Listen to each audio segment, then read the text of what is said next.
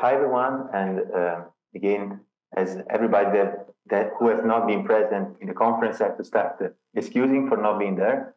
I'm sure you're having a much better time than us here in Europe, but I can say that I'm very sorry not to be there. This was not my plan. On the other hand, I'm happy to have the opportunity to present this project.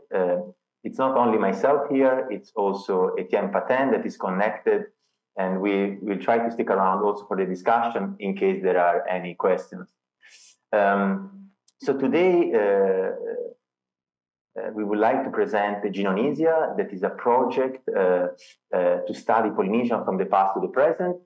And kind of as a subtitle is a tale of the largest human migration to the Pacific. So just to recap a bit what happens during the past, the population history of the region, starting from more than 50,000 years ago, with the presence of archaic hominids inhabiting this region. There are multiple fossils and archaeological evidence of the presence of archaic hominids living in Southeast Asia, island Southeast Asia, as well as in East Asia. And only around 50,000, maybe even before, we find the presence of Homo sapiens, so modern humans settling near Oceania. But it's much later, only from 5,000 years onwards, that this major migration expansion from Taiwan, possibly along island Southeast Asia, reach remote Oceania around 3,000 years ago. And this is associated with the so-called Austronesian expansion. What we know now, based on several studies, genetic studies, both ancient and modern day genomic data, that soon after this initial Austronesian migration into remote Oceania, there were Papuan-related migration into remote Oceania. And so we understand better these processes that happen in mainly Melanesia, but we still have a lot of questions, especially from the genetic point of view, on the settlement of Eastern Polynesia. And this is where we really would like to conduct research on. I would like to start showing briefly a study that I've co-led in 2018 entitled Language Continuity Despite Population Replacement in Remote Oceania. And in this study, what we did together with many collaborators is to assemble present-day genomic data from individuals living both in near and remote Oceania, and compare that to ancient genomes, ancient genome-wide data, mainly deriving from Vanuatu and Tonga. But interestingly, we also obtain genome-wide data from 3 individuals from French Polynesia, in particular from the very famous Tapatuatea Mare. Sorry for butchering the name, I'm practicing. As you know very well from previous presentation, this is a monumental complex on Raiatea Island in the Society Archipelago. And what we know is that when you see the principal component analysis, you can clearly see that ancient Polynesians are falling in close proximity to present-day Polynesian as well as Polynesian outliers, but they are not overlapping. Moreover, when we try to model genetic ancestry of these 3 individuals, ancient individuals, they are, okay, I was showing off with my study from 2018, but it's kind of important here to show that we were able to obtain genomic data from the site of Tapatuatea Mare. I hope this time I pronounce it better than before. And these individuals, these 3 individuals, fall in the PCA space in close proximity to Polynesians, present-day Polynesians, as well as Polynesian outliers. But as you can see here, they are not completely overlapping. And when we model the genomic ancestry of these individuals, they kind of can be modeled as a mixture between Austronesian and Papuan ancestry, as the vast majority of population in remote Oceania, but we couldn't really perform more in detail analysis due to the limited amount of data that we had available at that time. Can you still hear me, Eric? Yes. Or Jan? Okay, thanks. Okay, great. Let's show now the new pilot data that we have generated in the meantime after the paper was published, where we screen 30 human remains from Society, Tuamotu, and the Marquesas archipelagos. They are here marked with dots in the map on the left-hand side, and we perform also a series of direct radiocarbon dates of those individuals. And as you can see here, they span roughly between 1300 and 1800 AD or CE. And if we look at which of these 30 individuals provided usable genetic data, just a bit more than 50%, so 16 out of 30, show enough DNA preservation for continuing with genome-wide analysis. If we split these individuals based on different anatomical elements, we got a 50% success rate analyzing teeth, a 100% success rate working with petrous bones, so the petrous portion of the temporal bone, that is the bone of the skull, whereas other skeletal elements, bone elements other than the petrous, perform much worse, so much worse DNA preservation.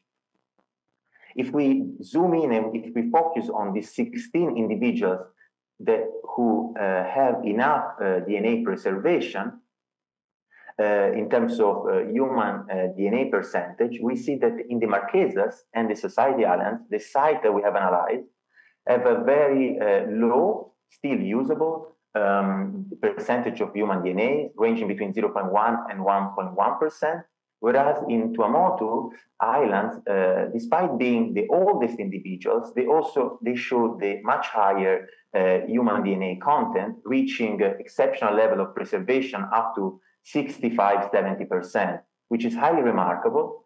But I have to stress the fact that all these individuals from Tuamotu are deriving from petrous bones. So it's likely that if we will analyze petrous bone also from other sites, we will potentially obtain also a good DNA preservation. But we, of course, need to test it. At the same time, we have also generated, we have the French team coordinated by PATIN, have obtained access to present-day Polynesian DNA from all 5 archipelagos. They're marked here, the sites with red circles on the map on the left-hand side. And they generated low coverage genome-wide data, so whole genomes at a low coverage of 8x for 100 individuals from Tuamotu archipelago. And if you can see here in the plot on the right-hand side, in these unpublished preliminary results suggest that the heterozygosity, so the genetic diversity of this population, is relatively low, probably due to strong genetic drift.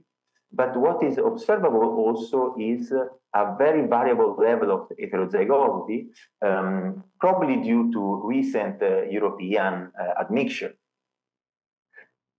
The plan is to continue this work and generate whole genome sequencing data from present-day individuals, in particular from 128 present-day Polynesian at a much higher coverage, reaching 30x, and including, importantly, 88 individuals from French Polynesia that were previously collected as part of the Matarea project. And the idea is to combine this present-day Polynesian data with genomes from individuals from Taiwan, the Philippines, near and remote Oceania, including, of course, Polynesian outliers, and as well as Europe and South America. So the project has the goal to work on 4 highly interconnected aims. We plan to generate whole genome sequencing from both ancient and modern individuals, possibly from the same islands, or at least from the same archipelago. And the first aim is to uncover the diverse origin of Polynesian population. and answer questions like, are Polynesian descendant from population related to contemporary East Asian, Papuans, Europeans, and Native Americans? So in this preliminary admixture analysis that Etienne has conducted, you can see that the present-day DNA pilot data show a strong genetic distinctiveness of Eastern Polynesian, as you can see here with this light blue color on the right-hand side. And the objective of this aim is to explore directly the timing of the settlement of Polynesia by prehistoric populations like Native Americans, and also unveil or reveal later contact with other continental ancestry like East Asian, Europeans, and Papuans, and so forth.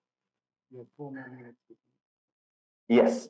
So the second aim is to reconstruct the settlement sequence of Polynesia and beyond, answer questions like when did Polynesians separate from each other and what are the genetic origin of Polynesian outliers. Here the idea is that accounting of the diverse origin of Polynesians, we want to know how they relate to each other in space and time, and to unfold the history of population movement within the region. We aim to integrate these findings with archaeological and linguistic data to evaluate the role of migration in the transition to new cultures. And particularly, we want to challenge this model of pearls on a chain from one island to the other, proposed in previous studies from Ioannidis et al., which we think has several problematic aspects that we can discuss maybe in the discussion. The third aim is to infer the effective number of ancestors who settled Polynesian islands and answer were Polynesian islands peopled by small or large groups, and was the long pause that we observed between the settlement of Western Polynesia and Eastern Polynesia a period of population growth or collapse. And we plan in this case to use state-of-the-art methods like the one illustrated here in the figure to estimate the historical size of Polynesian population and test whether their ancestors experienced demographic contraction during or after the settlement. For example, due to long sea voyaging, the presence of famine due to various climatic, sociopolitical, and economic factors, and also investigate the presence of pandemics before and after European settlement. Finally, the last goal is to search for evidence of human genetic adaptation to the Pacific environment and answer questions like, do natural selection or genetic breed explain the genetic and phenotypic distinctiveness of Polynesians? And in this case, of course, comparing ancient and modern genome, we plan to search the genetic variants that have changed rapidly in frequency since the initial settlement of Polynesia.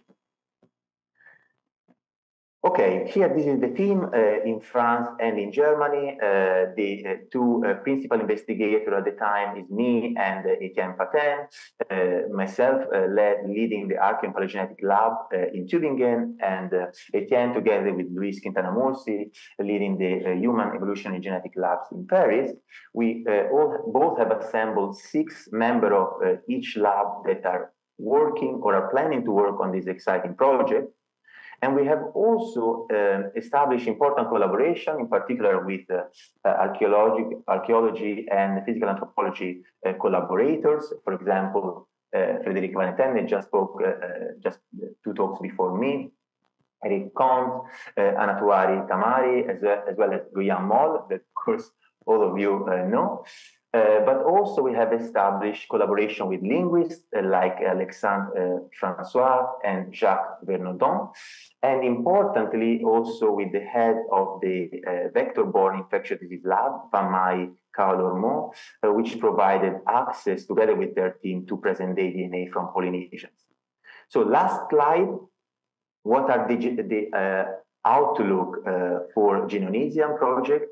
What we want to do is, of course, continue the interaction with collaboration partners and potentially extend to more collaboration partners to run this project, with a specific focus on expanding the research on archaeology, anthropology, linguistics, and potentially also history, on top, of course, of the biology background that we have already defined with Etienne. We want to continue several initiatives for engagement with local community in close contact with our collaboration partner. And the goal is to submit ANR DFG grant proposal by March next year. And in the meantime, also potentially expand the archaeological collection and test DNA preservation in different locations in different regions.